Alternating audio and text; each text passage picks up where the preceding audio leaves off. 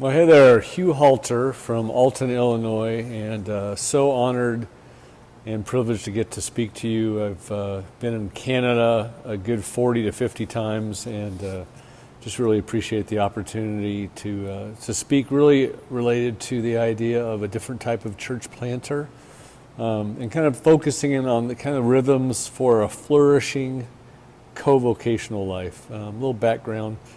For those of you that have not heard of our story, we've been essentially planting for most of our adult life, about 30 years. We hail from Portland, Oregon, and Portland's where we did our first church plant, and then we moved to Denver for another 15-year swing and did a second. That one sort of became a little bit more interesting. We wrote a book called The Tangible Kingdom that was about that story. That was a network of missionary communities. And now we are in Alton, Illinois, just north of St. Louis, on sort of our third sort of trip through this lifestyle. And I'm actually in a building that we'll talk about a little bit. And when I was thinking back over this full 30 years, each experience kind of, 10, 15-year type of story, I felt called to all of them like I was a full-time pastor, but we've never made a full-time income from any of them.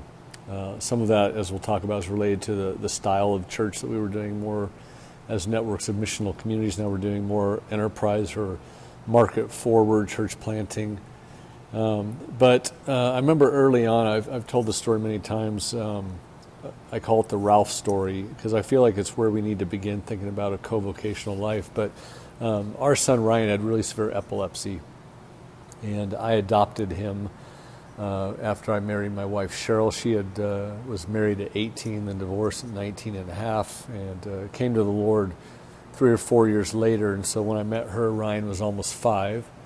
But Ryan had severe epilepsy. He'd have 20 grand mal seizures every day. And so as we got married, I was in seminary thinking that the normal traditional pastoral pathway was what I wanted to do, and I guess I sort of assumed God would just heal our son and then we'd move on to normal life, and that did not happen. Ryan's epilepsy continued, got worse and worse, and I actually had to leave seminary because we couldn't afford it, and I had to go back to a house painting trade that I had learned in college.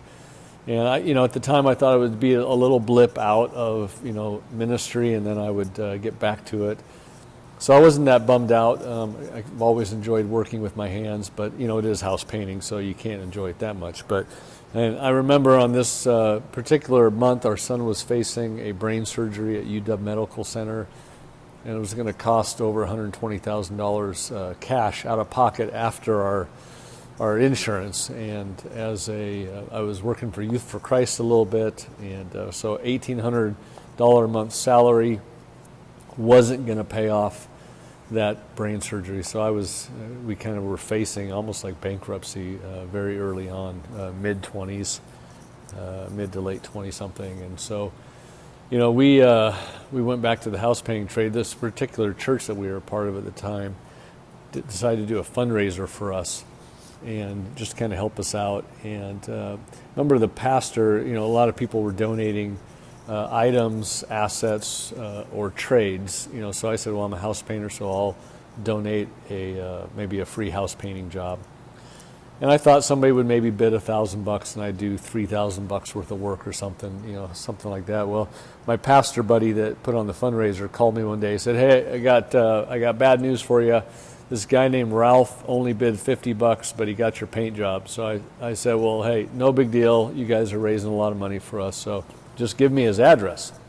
And I remember looking at the address. I was like, that's up in what's called the Northwest Hills of Portland, Oregon. And that's where all these big sort of mansions were. And I thought, that'd be interesting. I doubt a guy would bid $50 if he had a large house. So I started driving up there to meet Ralph, and I was looking for a very small house, maybe like a teepee or something, maybe a single-wide mobile home that was amidst all of the Victorian mansions. And I get to the address, and sure enough, it's a 6,500 square foot home. And it's a ranch style in the front of the house, but the back dropped 4 stories down into a canyon full of blackberry briars. It was almost impassable. And so I remember I sat there in my truck, and I had what we call a challenge of calling. I literally was upset with the Lord. I was like, "You've got to be kidding me. I'm facing a brain surgery, and now you want me to paint this guy's house for $50? Are you kidding me?" And I sat there, and I just had this sense that I was supposed to paint the house, almost like an audible voice told me. I've never had something so clear, but this was about as clear as I got. But it was paint the house, and I remember I said out loud, "No, you paint the house. Like, all the tools are in the back of the truck. If you really want this guy's house painted, you paint it. But I ain't doing it." And I just kind of sat there. It was quiet. Lord didn't say anything else, and so I finally called my wife, Cheryl, and I told her what was going on. Told her about the house. I told her about the $50. And she didn't say anything. I got kind of frustrated with her. I said, so what? What do you think I should do? She just goes, "Hugh, paint the house." And first time ever, I had one of those big Motorola brick phones. I hung up on my wife. First time. Last time I learned that. But I was so upset at really not her. I was upset at the Lord. And I sat there in my 1979 Chevy Love long bed truck, really frustrated with the Lord and questioning, like, what does it mean to be called to ministry? And maybe God took me off his list. Maybe he took my little name off the refrigerator, and like, I no longer want Hugh to be a pastor anymore. I mean, that's literally what I felt, because I felt like working in the world was like not really being called. But long story short, I had nothing else to do. My wife wanted me to paint the house. Apparently God did, so I painted the house, and it took seven weeks. And we were selling, this was back before Craigslist, we were selling our property on eBay. We were couches, chairs, anything we could find, just to try to pay basic bills. And so every day was just a crucible of like, God, I don't know I doubt you're even there. Maybe this whole story is not real, but I finished the house. And by then I had sort of decided I wasn't going to be in ministry. I just thought, I guess I'm a house painter and my son's going to be disabled, and that's life. And so I was done. I gave Ralph a nice little manly hug, and Irma, who would make me these egg salad sandwiches with way too much mayonnaise every day. She gave me a big kiss on the lips as I left. Somehow they become friends, and I didn't like them, but I loved them. And I started to drive down the hill. Just kind of, well, at least that's over. I had no idea what to do. And I get a phone call from a guy. He said, "Hey, my name is Scott. I'm Ralph's son, and you don't know me, but I'd love to do lunch with you." And so I said, "Well, actually, I just finished your dad's house. I'll meet you at a little deli." So I sat down with Scott, and I said, "So Scott, why did you call me?" And he said, "Well," he goes, "I don't know if you ever noticed, but I used to park my pickup truck across the canyon and watch you work on my dad's house." And I said, "Oh, like, why would you do that?" He said, "Well, I knew you were a Christian. I knew this was a Christian fundraiser." And he goes, "I know that my dad only paid like $50 for this." And I just smiled. I didn't say anything. He said, "And I was sure that no Christian would actually paint a guy's house for $50. And I said, "So have you had some bad experiences with Christians in business?" He said, "Yeah, pretty much every time I work with a Christian, I just figure it's going to go bad." He said, "So I just would come up to watch you, and then my dad would just pester me. He'd call me multiple times a day and tell me about you and how much he liked you." And he said, "I don't know if you caught this, but my dad, nobody likes him. He's just a son of a you-know-what." And I was like, well, no, I mean, I was thinking, yeah, I totally get that. But he said, and then my mother calls every night, and she just like, and he just kind of got a little weepy. He goes, "I just want to thank you for honoring my mom and dad. They've never talked about a person like they talk about you." And I said, "Well, whatever." So he goes, "So I just want you to know, like, you've brought me back." And I went, "What do you mean I brought you back?" And then he began to tell me a story about giving up on his faith 15 years ago because of Christians in business. And he just said, "Would you mind walking me back to the Lord?" And I said, no, I won't. I said, unless you're willing to walk me back to the Lord, because I said, I pretty much chucked my whole faith working this damn job. And so we laughed about it a little bit, and we just decided that we would walk each other back to the Lord, and we did.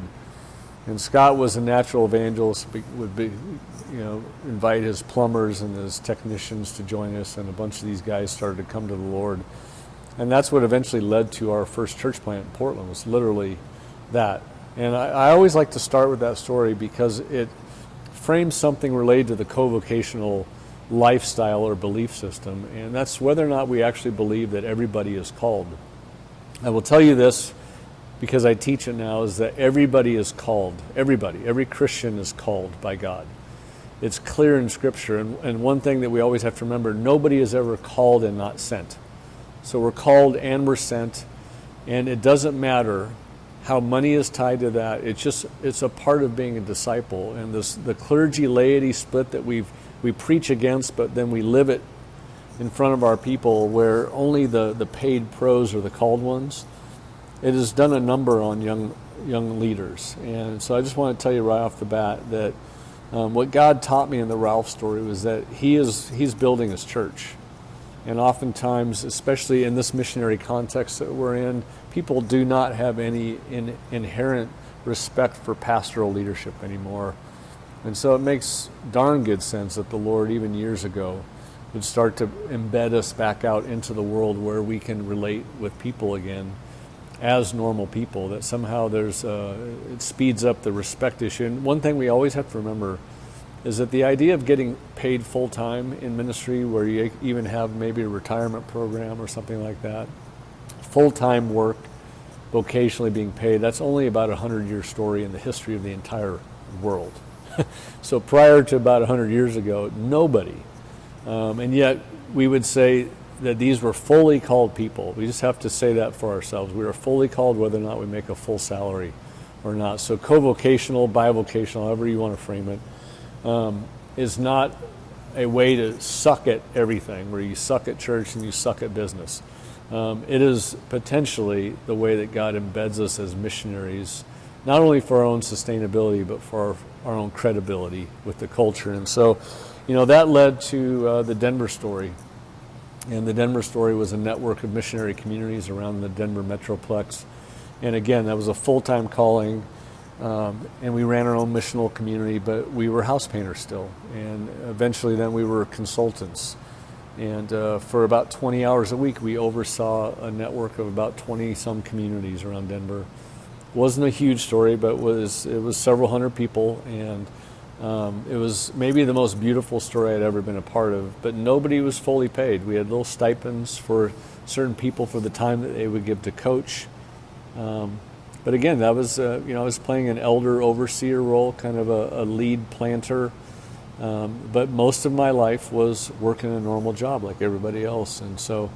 And now we're in Alton, Illinois. Our son, kind of to finish the Ryan story, Ryan eventually, he kept growing, he kept living. He was supposed to have died when he was 5 or 6, and he just kept living. So by mid-20s, even though socially he was maybe at a 12 to 13-year-old level, he knew that he was old enough that he wanted to live by himself, and we found an assisted living center out in this little town called Alton, Illinois, just north of St. Louis. And so we put him out here about 7 years ago, and it was the first time ever in my wife and I's life that we did not have Ryan's daily disability sort of running the show. And so we shipped him out here, and Cheryl and I bought a little 4-acre horse ranch so that we could live, kind of like first time ever, like go out on dates and take vacations and do some things that we love doing. And so and then we would fly out to see Ryan on occasion out here 4 or 5 times a year. And every time we would come out here, we just were drawn to the city. There was something about the brokenness of Alton. Used to have 90,000 people, it's down to 30,000. Beautiful, beautiful buildings and residential homes because of all the money that used to be in this area, but losing 2/3 of your community over about 60 years, it's just a lot of boarded up buildings like the one that I'm in right now. a lot of really rough houses, a lot of crime statistics that were at the heart of what you would find in the worst part of St. Louis. Average family income in Alton was only about $22,000. And every time we'd come in, we're just like, what is going on with this town? And finally, one time, my wife said, this was just 2 years after we had gotten the horse ranch, and we were really enjoying life. Like, we were having a blast. And Cheryl said, why don't we just sell the ranch and move here and see if we can do something to help this town? And we got a bit of an argument over it because I was really liking the break. And I don't know if I was really ready to do round 3 in the church plant way, but she just kind of kept on it. We had a big family talk, and my 2 adult daughters who were mid-20-somethings and their brand new husbands, they all said, yeah, let's go do it together. And so we all moved out here with a sense of mission. We had no idea. We were not thinking about planting, obviously, a traditional church. I wasn't even thinking that we would plant a network of missional communities. But I knew that we were sent here. I knew that we wanted to do something to help the town, is how my wife said it. And we all bought homes. Bought my daughter a boarded up crack house for $12,000 in a pretty rough little corner.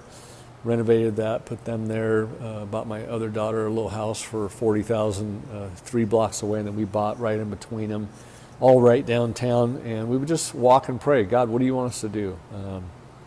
What can we do to help the town? And in pretty short order, a man that I didn't even know gave me the building that I'm standing in right now. It was the old Federal Post Office.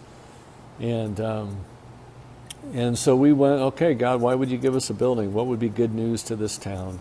And a town of about 30,000. It had no coffee shop at the time, no place during the daytime where people could hang out and meet and gather and connect. And so we said, why don't we just create the living room for Alton?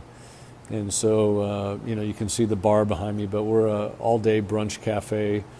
We have a coffee roasting company. We have got a pretty premier events space and a co-working space and a few other things, a yoga business that works out of our events room. And then we just try to incubate. We set up a nonprofit called Lantern Network that is here to incubate good works. And a good work could be a missional community in a neighborhood. It could be a small business. It could be anything that helps the town, anything that's good. It doesn't have to be a Christian good thing. It just, in fact, we look for people that aren't believers to try to help them do good things. And so in pretty short order, this place has done really well. And we have a sustainability goal of not ever having to try to get people in pews, but to make the money that we need. We're like a Trappist work. Trappists were the only cloistered order historically that never begged for money. They just went out and they made it. And so they were very enterprisal. Their motto was ora et labora, pray and work. The prayer is the work and the work is the prayer. There's no distinction between sacred and secular. And so these cats owned a third of England during the time of the Reformation, and it was the enterprise of these Trappists that really set up maybe what we would call the preservation of the early Reformation. And so we just say sometimes we're like a neo-Trappist order.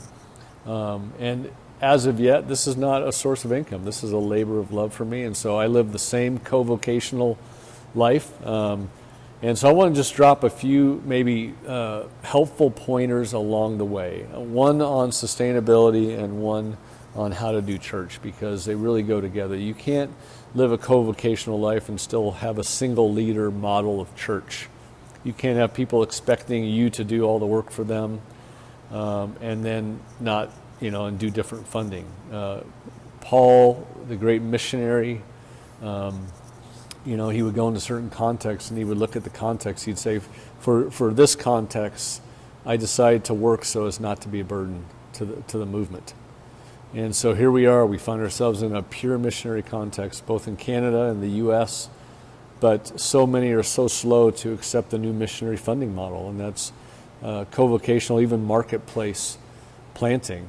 Again, for sustainability, for credibility, and really to build a kingdom ecosystem where we actually can create the things that God's put on our heart to help the towns that we're in. So that's a little bit of what we're doing right now. But here's just some thoughts on sustainability. And that is, number one, have multiple buckets of income. for sustainability. Don't just think working at Starbucks so I can preach on the weekends, okay? Think about doing things that you're good at and that you love doing. I'm good at house painting. I like working with my hands. I work pretty fast. I get up early. I remember a guy that I knew that ran an entire paint crew. I'd see him every day at the Rada paint store. He had about 6 employees, and he said, I've been watching you. He goes, you seem to be able to do about the same workload as my entire crew. Like, what are you doing? And I said, I just get up early and I don't take a break. I work till 2:30. I go 5:30 to 2:30. And he goes, well, what do you do with the rest of your time? I said, well, right now I'm kind of starting a church. So I work in the morning and I plant in the evening. And so we had a good talk. He eventually became a part of our church just from that conversation because he'd given up. But have multiple buckets. I generally have had 5 to 9 different buckets of income. And again, it's based on what I do, what I enjoy. Cheryl and I have had 11, well, we're on our 12th home in 30 years of marriage. So about every 3 years we flip the house that we're in and we make the money off of that. I could take some money from the business ecosystem that we've created here, but as of yet, I'm able to make it through other means.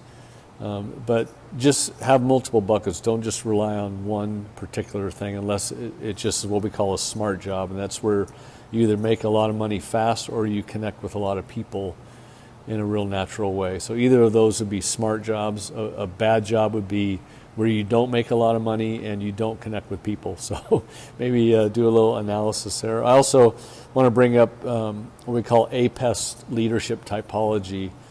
Again, in a single leader model of church, even if it's a small church, if everybody considers you their pastor, they're going to put all of their expectations of what a pastor is upon you. And even if it's 50 people, they're going to kill you.